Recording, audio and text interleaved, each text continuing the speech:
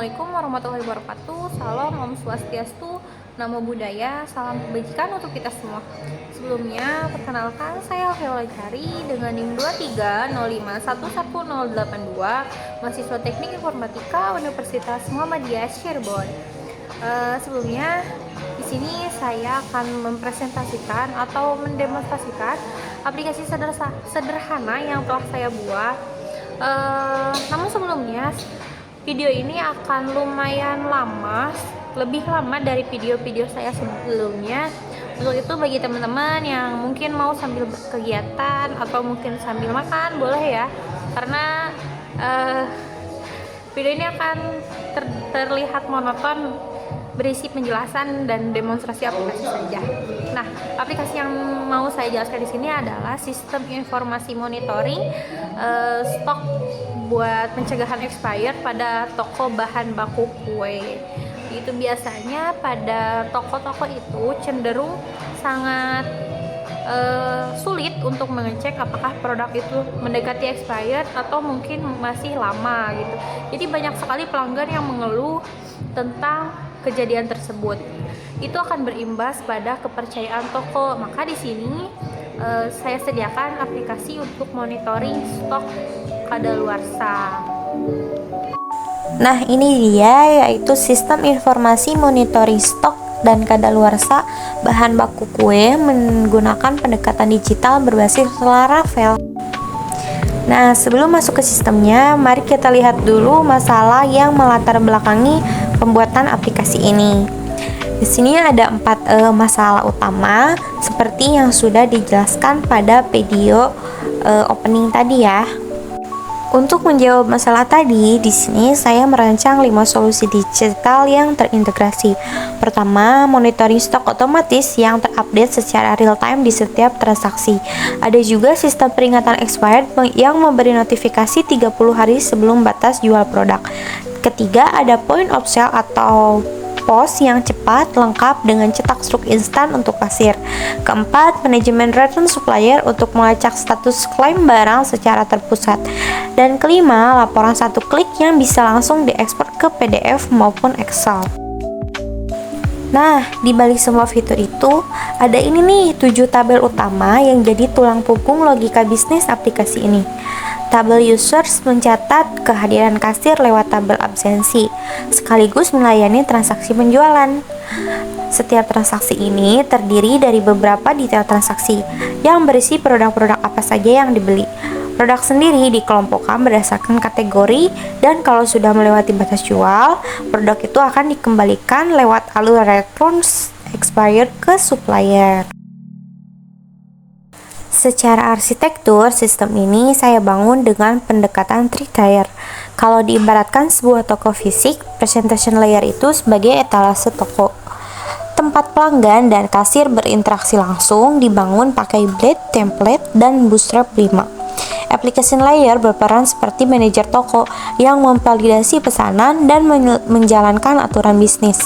Ini dikerjakan oleh Laravel 12 dengan PHP 8.3, dan data layer adalah gudang penyimpanannya. Tempat semua stok dan riwayat data disimpan permanen menggunakan MySQL dan local storage. Lalu, sistem ini juga menerapkan role-based access control.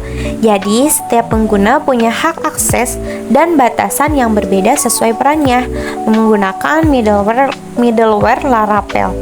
Owner bertugas memantau analitik omset dan mencetak laporan bulanan, tapi tidak punya wewenang untuk melakukan transaksi. Admin juga mengelola data master produk secara penuh, namun tidak bisa mengelola akun user. Kasir melayani seluruh transaksi penjualan dengan syarat wajib absen dulu lewat foto rak produk-produk yang expired sebelum fitur kasirnya terbuka. Dan supplier bertugas memproses status return barang kadaluarsa, tapi hanya bisa mengubah kuantitas stok, tidak bisa menghapus produk. Supaya lebih jelas bagaimana sistem ini bekerja di balik layar, mari kita lihat satu siklus transaksi dalam hitungan detik. Dimulai dari view, kasir menginput barang yang akan dibeli. Request ini diterima controller yang berperan sebagai otak logika, mengecek atur keamanan, Misalnya apakah barang tersebut sudah expired atau belum. Kalau aman, model akan mengurangi stok di tabel products dan mencatat transaksinya ke database.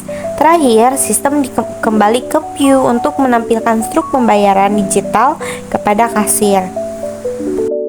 Nah, sekarang mari kita tinggalkan teori-teorinya dan lihat langsung bagaimana sistem ini bekerja secara dan nyata. tombol masuk. Kenapa di sini hanya ada tombol atau fitur masuk saja, tidak ada fitur register? Karena nantinya di sini untuk mengecek stok bahan baku kue, yang dimana role-nya itu ada owner, admin, terus ada supplier dan juga kasir. Kita login terlebih dahulu sebagai owner. Login. Nah, di sini adalah dashboard owner. Dashboard ini tujuannya supaya owner tidak perlu bolak-balik mengecek satu persatu. Jadi di sini sudah ada laporannya lengkap. Di sini ada total produk, total supplier, total kasir, transaksi hari ini, omset hari ini. Terus juga di sini ada grafik penjualan terakhir. Terus ada juga kategori produk terbaris. Nah, di sini ada produk-produk yang hampir expired. Kenapa di sini ada produk yang expired padahal masih 4 Juli? Karena ditakutkan ya ketika ada pembeli atau user yang membeli produk-produk tersebut, produknya tuh malah disimpan lebih lama di rumahnya gitu. Jadinya nantinya pelanggan atau user masih memegang produk-produk yang expired gitu. Untuk meminimalisir hal itu, jadi kita masukkan produk yang sudah 30 hari atau hamin 30 hari expired itu masuk ke dalam kategori produk expired. Dan produk-produk yang hampir mendekati kita masukkannya nanti ke produk tidak layak jual. Nah, di sini ada kirim notifikasi sekarang. Jadi ini adalah rangkuman-rangkuman yang akan dikirimkan ke WhatsApp owner. Ini juga bisa dimasukkan WhatsApp kasir, bisa masukkan juga WhatsApp admin dan supplier gitu. Jadi tinggal diubah aja di API token ya. Nah, di sini yang barusan 1042. Nah, sini notifikasi stok dan kadaluarsa. Di sini ada tepuk terigu seperti ini. Mendekati batas jualannya ini laporannya. Ini laporannya sama hari ini juga. Ini laporan kemarin. Tuh. Kita kembali lagi ke dashboard. Nah, di sini ada manajemen user. Di manajemen user juga ada CRUD yang sama, yaitu ada tambah akun, terus ada aksinya di sini, terus juga ada hapus. Kita bisa coba tambah akun kalau owner ya, tapi kalau yang lainnya belum bisa. Misalkan bila username-nya bila juga, emailnya bila@gmail.com, role-nya itu sebagai kasir, terus nanti kita kasih password bila 123, lalu bila 123, lalu kita klik simpan akun.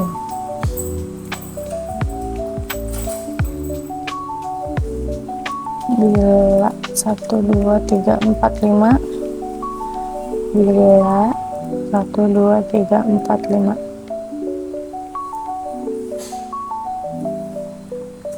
Nah, ini sudah ada akun yang berhasil ditambahkan. Lalu kita ke kategori produk. Nah, ini juga hampir sama kayak tadi gitu. Ada CRUD-nya juga, kita bisa create, terus kita bisa read. Di sini bisa diedit juga, update, delete seperti itu. Kan ini mau ditulisnya dan lain-lain gitu.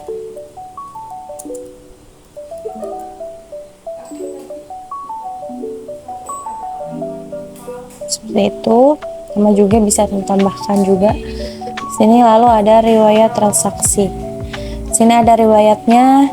Ini kasirnya tuh masih berapa gitu. Ini kembaliannya. Terus kita ada detailnya.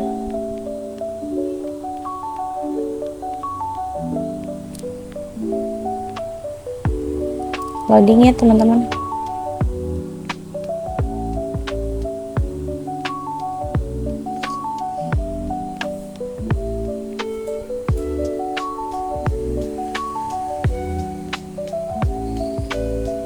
Ini juga ada per tanggalnya, nggak tertera aja sambil ini loading sekali ya. Kita pause dulu. Nah ini seperti ini, sama seperti sebelumnya karena memang hanya baru beberapa aja transaksinya. Terus coba kita lihat lagi kalau misalkan kasir bila, karena kan tadi kasir baru ya, nah, belum ada transaksi. Lalu di sini ada absensi kasir. Nah, sini kasir yang belum absen ada kasir namanya kasir dan juga bila. Kenapa di sini disebutnya tidak hadir? Karena kan sebelum masuk ke, meskipun misalkan oke, kita skip. Nah, nanti kalau misalkan kasirnya sudah absen itu masuk ke sini hadir. Terus juga ada tepat waktu dan terlambat. Tepat waktunya itu di jam 7 teman-teman, karena absen kita tuh dari jam 7 sampai jam 5 gitu ya. Terus di sini ada return barang expired. Nah, ini barang yang sudah di return gitu. Jadi sebagai owner itu hanya bisa melihat barang-barang yang sedang diproses returnnya gitu. Nanti yang returnnya siapa? Itu adalah kasir.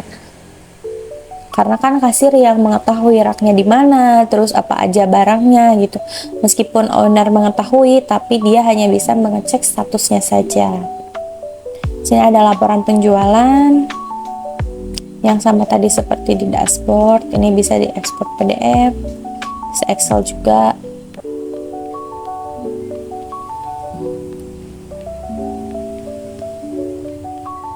Ini Excel juga sama.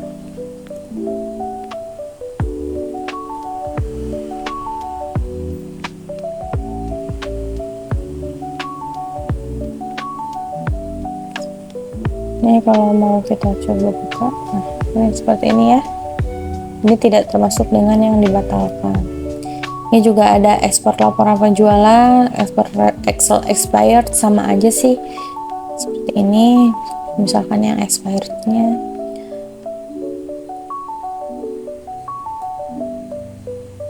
Nah, di sini produk-produknya. Jadi selain tadi bisa di notifikasi WhatsApp, ini juga bisa di ekspor sebagai PDF gitu. Nah, ini ada profilnya. Ini owner seperti itu buat ganti password dan lain-lain. Lalu kita coba keluar. Kita login lagi sebagai kasir ya.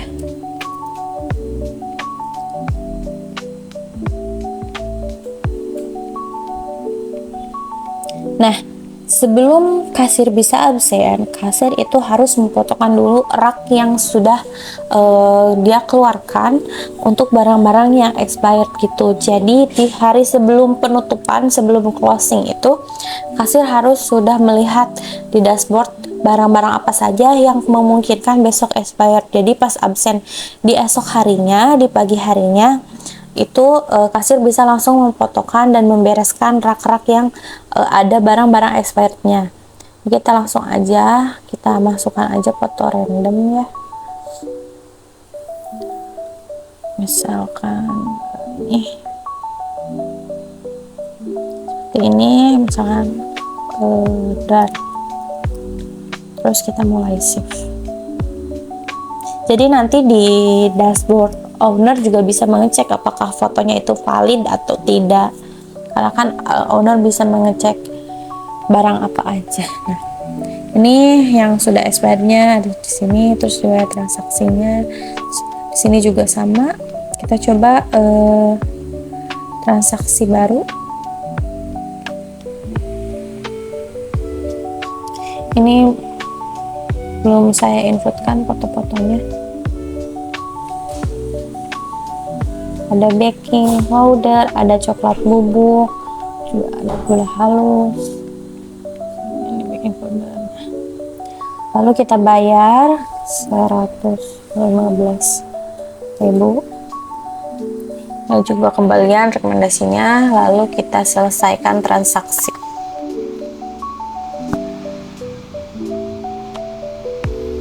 Nah, ini stoknya. Lalu kita ke dashboard lagi. Coba kita cek di produk-produk yang kadaluarsa ya. Sini kan ada pasta vanili, terus ada pai buah mini. Nah, di sini ini gunanya untuk apa? Ini kan produk masuk batas jual besok. Nah, ini yang harus kasir keluarkan di pagi harinya, begitu. Ini kita tarik dan refund. Nanti supplier yang akan memprosesnya.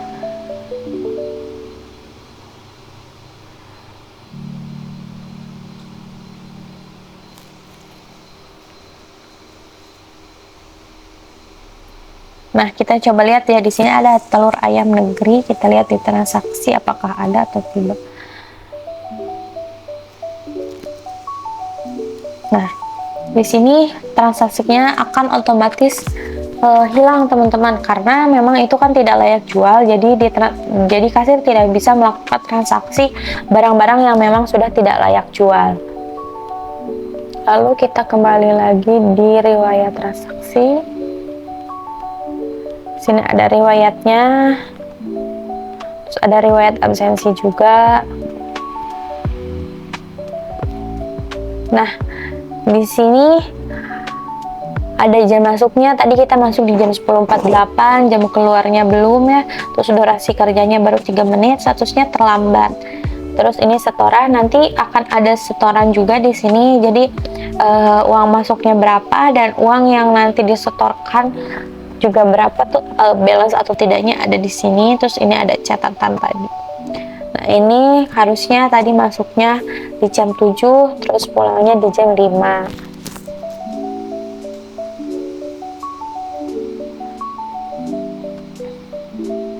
Hanya itu saja kalau misalkan di kasir, karena kasir hanya bisa transaksi dan mengelola semuanya yang ada di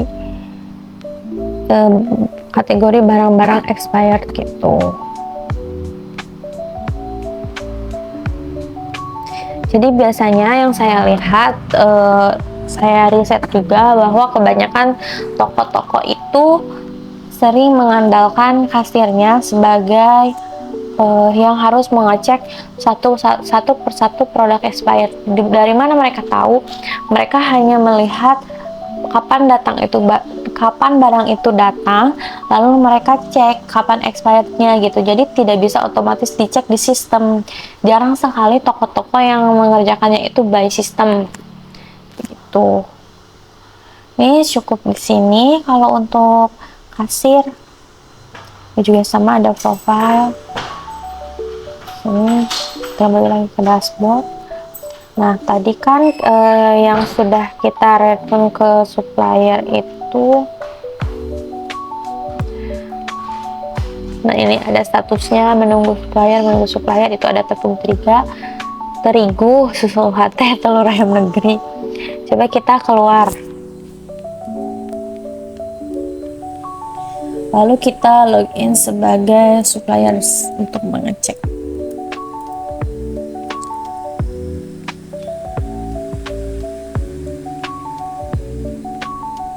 Nah, ini adalah total produknya, ada 67 produk. Ini daftar produknya. Nah, yang bisa menambahkan produk itu hanya ada di supplier saja. Nah, coba kita inputkan dulu. Di sini ada nama produknya, kita bebas aja ya, isi random. Terus pilih kategorinya. Terus juga harganya kita masukkan 25.000. Lalu kita kasih stok awalnya, kasih 50. Terus ini tanggal expirednya kira-kira tanggal berapa, kita kasih tanggal 31 aja. Terus kita pilih ininya, kita pilih random juga. Terus open, lalu simpan produk.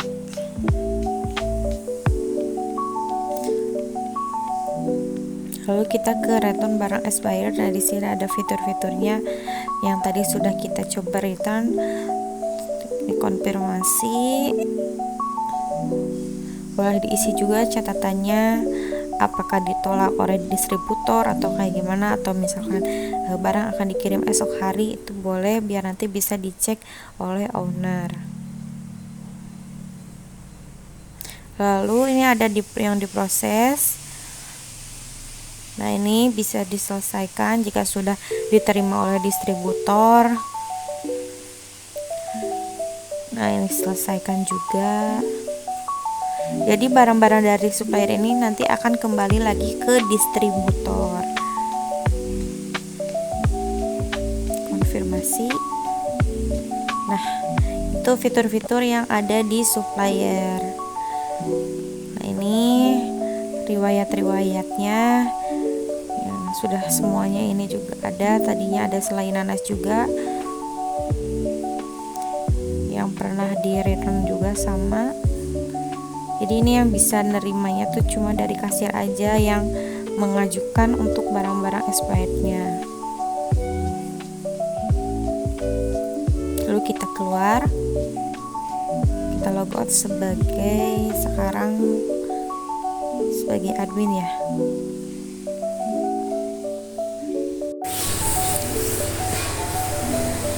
Nah, ini dia kita login sebagai admin. Ini adalah role terakhir yang ada di aplikasi ini. Sebenarnya untuk dashboardnya dan fitur-fiturnya itu kurang lebih sama seperti fitur-fitur yang ada di owner. Di sini ada di dashboardnya ada total produk, total supplier, total kasir, mendekati batas jual, terus yang tidak layak jual. Hanya saja admin itu tidak bisa menambahkan user. Jadi untuk penambahan user atau misalkan penambahan kasir itu murni hak dari ownernya gitu.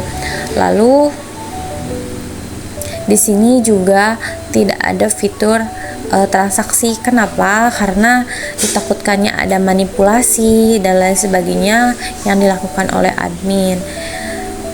Jadi di sini murni hanya laporannya saja. Kenapa di sini tidak ada fitur-fitur lain yang memang diperlukan oleh admin? Karena fitur-fitur lain yang memang diperlukan atau ada hak aksesnya dari admin itu berada di logika programnya gitu, tidak ditampilkan di sini. Seperti itu.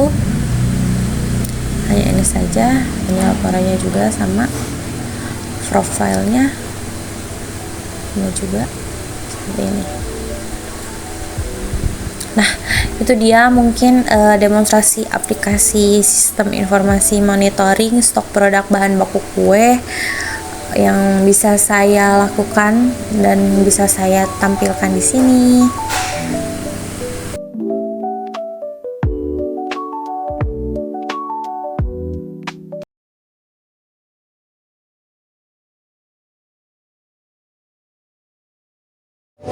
Nah, so guys, itulah demonstrasi aplikasi pada sistem monitoring produk expired pada toko bahan baku kue.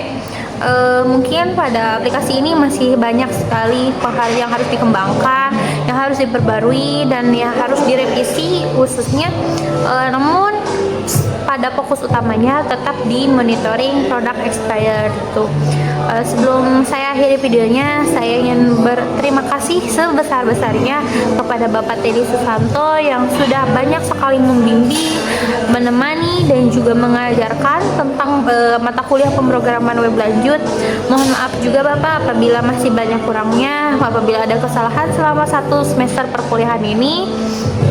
Semoga kedepannya bisa lebih baik lagi saya dalam pengembangan aplikasinya. Terima kasih. Assalamualaikum warahmatullahi wabarakatuh.